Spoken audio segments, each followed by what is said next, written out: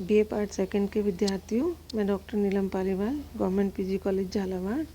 आप लोग Durkheim, Weber, marks, इनके बाद अब बारी आती है राधा कमल मुखर्जी की। राधा कमल मुखर्जी प्रथम भारतीय समाजशास्त्री के रूप में आप उनको जानेंगे। जैसे आपने जाना कि the father of sociology August Comte, उसी तरीके से जब प्रथम भारतीय समाजशास्त्री का नाम आता है तो प्रथम भारतीय समाजशास्त्री के नाम के रूप में आपको याद करना है राधा कमल मुखर्जी। भारतीय समाजशास्त्रियों में राधा कमल मुखर्जी का नाम इसलिए और मुख्य रूप में लिया जाता है क्योंकि उन्होंने समाज का एक सामान्य सिद्धांत प्रस्तुत किया था, a general theory of society, समाज का एक सामान्य सिद्धांत। और दूसरा, उन्होंने सामाजिक मूल्यों का जो विश्लेषण प्रस्तुत किया, सामाजिक मूल्य का सिद्धांत जो विश्लेषण प्रस्तुत किया वो सबके लिए प्रेरणास्पद है, क्योंकि बाहरी शिक्षा प्राप्त करने के कारण उन्हें पूर्व और पश्चिम की विचारधाराओं को समन्वित करने की योग्यता भी प्राप्त थी।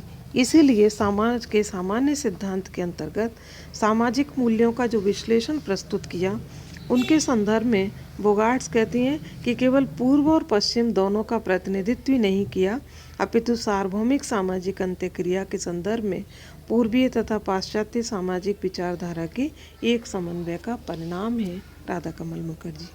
ऐसे राधा कमल मुखर्जी का जन्म 7 दिसंबर 1889 में पश्चिम बंगाल के बहरमपुर ज़िले में हुआ। अब आपको याद क्या करना है, जैसे आपने पहले समझा था कि दुर्खीम का संबंध फ्रांस से है, बेवर का संबंध जर्मनी से है, उसी तरीके से मार्क्स का संबंध ये यहाँ मुखर्जी का संबंध भारत से है। तो भारत में प्रथम बार समाजशास्त्र कहाँ से शुरू हुआ और कैसे पढ़ाया गया? तो भारत में प्रथम बार 1921 में, जिस दिन लखनऊ विश्वविद्यालय ने अपना कार्य आरंभ किया था, उसी दिन मुखर्जी ने वहाँ समाजशास्त्र और अर्थशास्त्र विभाग के प्रोफेसर तथा अध्यक्ष के रूप में कार्यभार संभाला। मुखर्जी की बचपन में रुचि इतिहास में थी, अत्यधिक रुचि थी, लेकिन उन्होंने स्वयं इस बात को स्वीकार किया कि कलकत्ता की गंदी बस्तियों में दुख, दारिद्र्य, गंदगी और अधःपतन के साथ मेरा जो आमने सामने का परिचय हुआ, उसने मेरी भविष्य रुचि को अर्थशास्त्र तथा समाजशास्त्र की ओर आकर्षित किया। यानी ऐसे दूषित वातावरण से क्षुब्ध होकर मुखर्जी ने समाज कल्याण के कार्यों में अपने आप को लगाया और उसी संदर्भ में वो समाजशास्त्र और अर्थशास्त्र दोनों के विषय को उन्होंने पढ़ाना प्रारंभ किया। और समाजशास्त्र प्रथम बार 1921 में लखनऊ विश्वविद्यालय से प्रारंभ हुआ। तो अब आपको ये समझ में आएगा कि जो मुखर्जी हैं उन्होंने समाजशास्त्र, हमारे भारत में समाजशास्त्र कब से प्रारंभ हुआ, तो ये आपको एक नंबर के लिए याद करना है। 1921 लखनऊ विश्वविद्यालय और राधा कमल मुखर्जी। यहाँ वो अर्थशास्त्र था मुख्यतः उनके पास, और उन्होंने समाजशास्त्र पृथक रूप से प्रारंभ किया और फिर समाजशास्त्र विषय पढ़ाया जाने लगा। प्रारंभ में ये जो पीजी है वो इंस्टीट्यूट में होता था। पहले भारत में 5 इंस्टीट्यूट थे, फिर धीरे धीरे लखनऊ, आगरा, बॉम्बे, पूना, इस तरीके से इंस्टीट्यूट में पढ़ाया जाता था। धीरे धीरे करके यूजी और पीजी में इसका प्रारंभ हुआ। तो राधा कमल मुखर्जी अर्थशास्त्री नहीं, परिस्थिति शास्त्र, प्रादेशिक समाजशास्त्र, दर्शन शास्त्र, मनोविज्ञान, संस्कृति, सभ्यता, कला, धर्म, आचार, प्रतीकात्मक समाजशास्त्र, मूल्य, मानवता, सभी विषयों पर मुखर्जी की इतनी पकड़ जबरदस्त थी कि बहुत सारी कृतियाँ उन्होंने लिखी। उन्होंने अपने जीवन काल में 53 पुस्तकों की रचना की और उस 53 पुस्तकों में से एक पुस्तक उनकी मृत्यु के बाद प्रकाशित हुई। तो वैसे तो उनकी बहुत सारी पुस्तकें हैं, लेकिन यहाँ पर आप कुछ पुस्तकें जो याद करने के लिए आता है कि पुस्तक आ जाए कि इनकी 2 पुस्तक का नाम लिखिए, तो आप लोग कुछ पुस्तकें याद करेंगे। The foundation of Indian economics, जिसका प्रकाशन 1916 में हुआ। रीजनल सोशियोलॉजी, जिसका 1926। Mind and sociology 1928।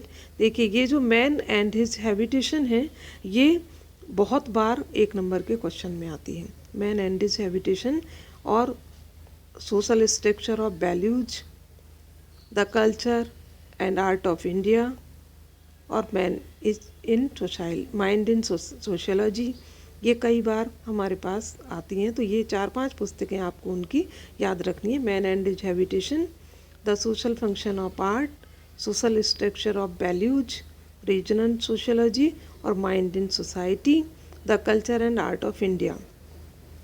The song of self supreme 1971, ये उनकी पुस्तक मृत्यु के बाद प्रकाशित हुई थी। तो राधा कमल मुखर्जी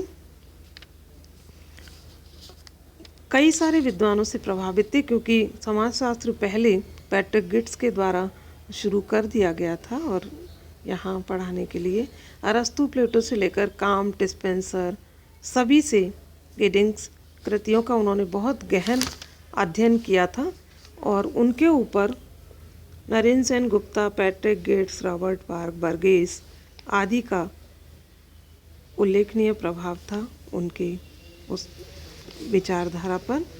और इस तरीके से राधा कमल मुखर्जी का जो आप लोगों को पढ़ना है वो समाज का सामान्य सिद्धांत, the general theory of society, क्योंकि उन्होंने सबसे पहले कहा कि अब समय आ गया है कि समाजशास्त्र भी एक पृथक विज्ञान के रूप में अपने आप में आकार ले, क्योंकि यदि हम इसे अलग नहीं करेंगे तो एक पर्याप्त दृष्टिकोण हमारे सामने प्रस्तुत नहीं होगा और सब एक दूसरे के साथ इनके मध्य अन्य जो सोशल साइंस के हैं, हिस्ट्री, पॉलिटिकल, ये सब जुड़े रहेंगे और उनमें खाई बढ़ती चली जाएगी। इसलिए उन्होंने इस तरीके से वो प्रारंभ किया। और दूसरा जो उनका प्रमुख सिद्धांत है वो है मूल्य का सिद्धांत, मूल्यों का समाजशास्त्र।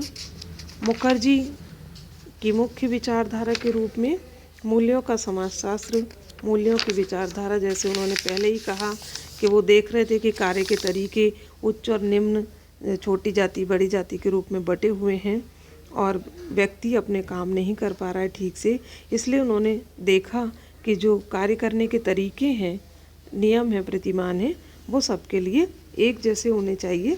इसी संदर्भ में उन्होंने मूल्यों का समाजशास्त्र लिखा।